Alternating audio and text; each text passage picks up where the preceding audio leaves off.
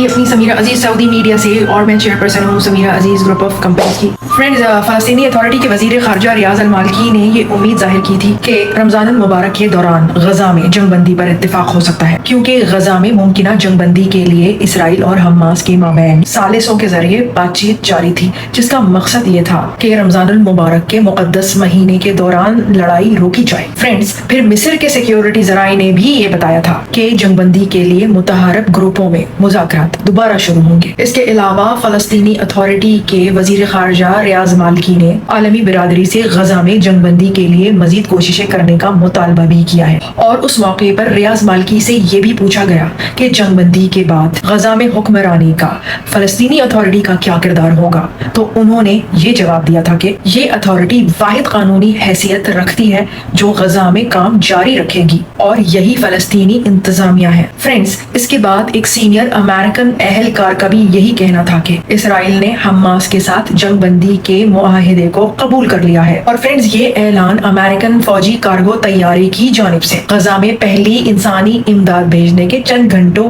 बाद ही सामने आया था, और उन्होंने ये वाज़ेह तौर पर कहा था कि मुआहिदे के तहत 6 हफ्तों के लिए लड़ाई खत्म की जाएगी, और उन्होंने ये कहा था कि ये मुआहिदा फौरी तौर पर शुरू हो सकता है अगर फलस्तीनी अस्करियत पसंद ग्रुप अपने ज़ेरे हिरासत यरगमालियों की रिहाई पर आमादा हो जाए। फ्रेंड्स, इन अमेरिकन एहलकार के बकौल इसराइलियों ने इस मुआहिदे को कबूल कर लिया है, और अब गेंद हमास के कोर्ट में है। मतलब कि इंतजामिया के अमेरिकन एहलकार का ये कहना था कि अगर हमास कमजोर यरगमालियों, बीमारों, जख्मियों, बुजुर्गों और खवातीन को रिहा करने पर राजी हो जाता है तो गजा में 6 हफ्तों के लिए जंगबंदी आज ही से शुरू हो जाएगी, क्योंकि उन एहलकार के मुताबिक अमेरिका को ये उम्मीद है कि ये जंगबंदी ज्यादा देर पा अमन के लिए कुछ गुंजाइश पैदा करेगी। इसके अलावा हमास के भी एक करीबी जराए ने मीडिया को ये बताया था कि हमास का एक वफद जंगबंदी के लिए बातचीत करने काहिरा जा रहा है। ऑब्वियसली फ्रेंड्स, गजा में इस तरह की जंगबंदी से इंसानी इमदाद में नुमाया इजाफा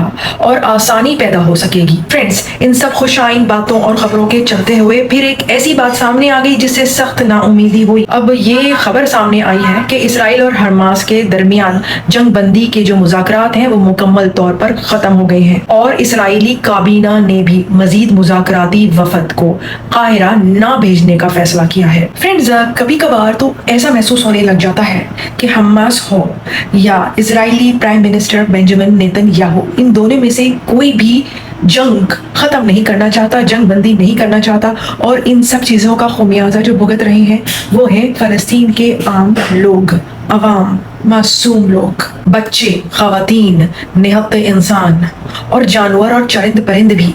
वहाँ की फ़ज़ा में अब बचा ही क्या है, मलबा ही मलबा, आग ही आग। फ्रेंड्स, यूं लगता है कि Zionist war cabinet minister Benny Gantz की नेतन्याहू से नहीं बन रही है, क्योंकि बेनी गेंट्स अमेरिका जा रहे हैं, लेकिन इसके लिए उन्होंने नेतन्याहू से कोई अप्रूवल नहीं लिया, और जिसके लिए नेतन्याहू उनसे बहुत गुस्सा है। इसकी वजह कुछ यूं लग रही है कि इसराइली फौज की सफ़ों में बेचैनी देखने को मिलती है, और अगर इसराइली मीडिया में खबरों का जायजा लें तो वहाँ फौज में इज्तिमाई इस्तीफों की यानी कि कलेक्टिव रेजिग्नेशंस की खबरें देखने को मिल रही हैं। सबको छोड़ें, खुद इसराइली फौज के जो स्पोक्स पर्सन हैं उनका नाम है डैनियल हैगर, उन्होंने जंग के मकासद हासिल ना होने की वजह से फलस्तीनी धड़ों के खिलाफ अपनी शिकस्त और नाकामी का खुद एतराफ़ किया है। मीडिया रिपोर्ट्स के मुताबिक उनका ये कहना है कि मासूम फ़लस्तीनी शहरियों के खिलाफ जुराइम का इर्तिकाब हुआ, जबकि कोई भी फ़लस्तीनी धड़ा और उनके रहनुमा ख़त्म नहीं किए जा सके। तो अब इसीलिए इसराइली प्राइम मिनिस्टर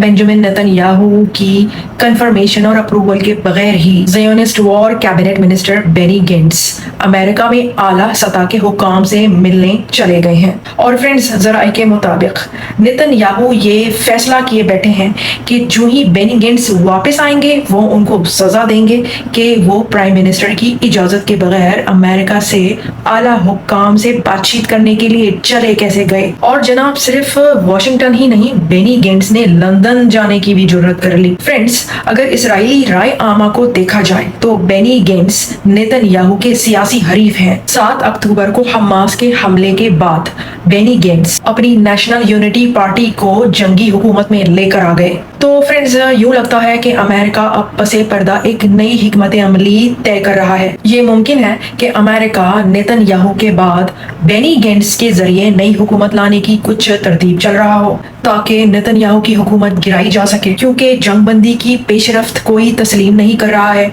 ना ही हमास और ना ही नेतन्याहू दोनों रुकावट बने हुए हैं और अमेरिका हमास से तो छुटकारा हासिल कर नहीं सकता, लेकिन शायद नेतन्याहू से छुटकारा हासिल करने की कोशिश कर रहा है। फ्रेंड्स, बात यह है कि अमेरिका की पूरी दुनिया में साख बुरी तरह से खराब हो चुकी है। जिस तरह से मासूम फलस्तीनियों की जानें जा रही हैं, तबाही फैल रही है, उन सब का जिम्मेदार अमेरिका को भी गर्दाना जाता है। इसीलिए अमेरिका ने अब फजा से फलस्तीन में इमदादी सामान गिराने का फैसला किया और अमेरिकन प्रेसिडेंट जो बाइडेन का ये कहना है कि वो फलस्तीनियों की तकलीफ को कम करने के लिए मजीद तरीकों पर भी गौर कर रही हैं। अब इतना इंसानियत का नुकसान हो जाने के बाद वो इसका क्या दावा कर सकते हैं?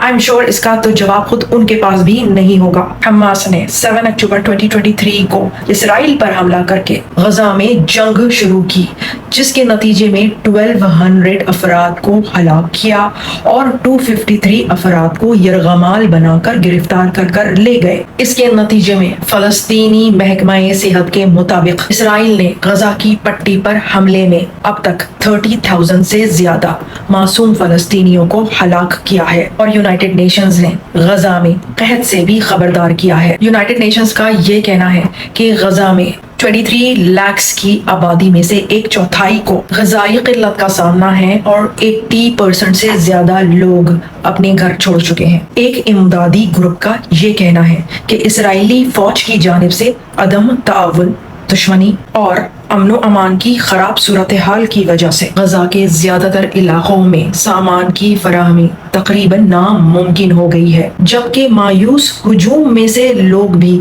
इमदादी काफिलों की जानिब आने की कोशिश करते हैं। उन्हें मदद चाहिए। फ्रेंड्स, इंफॉर्मेशन के लिए, अच्छी खबरों के लिए, पॉजिटिविटी के लिए आप मुझे फॉलो करें, कमेंट्स किया करें, लाइक करें, मेरी वीडियोस को शेयर करें।